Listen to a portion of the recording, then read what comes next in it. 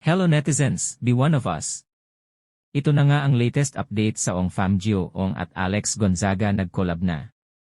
Maraming nakapansin sa IG story ni Alex Gonzaga noong July 20, 2024 na kasama niya si Domeng at nakasakay siya sa yacht nila Gio-ong. Makikita rin sa video na nasa likod si Gio-ong ni Alex Gonzaga.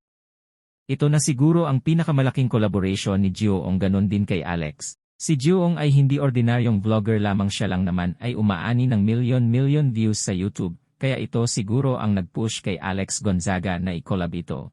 Galing mong ina kita. Ina ka!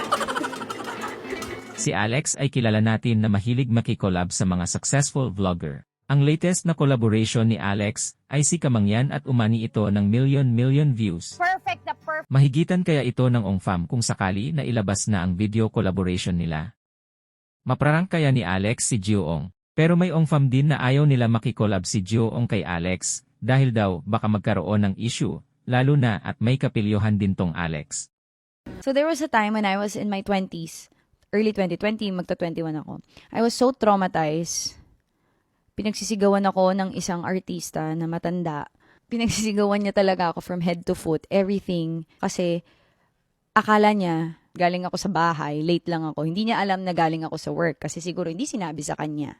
Talagang sinabihan ko siya, who do you think you are? You're famous?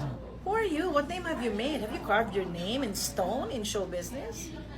Your call is at 9 and you come down from your van at 12 na nakapajama? Really? Sabi sa kanya, hindi pa pinapanganak ang magbabasto sa akin. If you want to continue taping this soap like this, do it yourself. And then after how many years, she's painting me as the bad guy na deserve ko. Nung pinapanood ko, parang, I think, hindi ako yan. Pero parang, yung kwento ko yung sinasabi niya, pero mali yung kwento niya. That happened 12 years ago. We were doing a teleserye then, and it didn't come naman without reason. I mean, we were working together. Kaya lang kasi it didn't only happen once. It happened once, twice, thrice. So, hindi lang naman ako.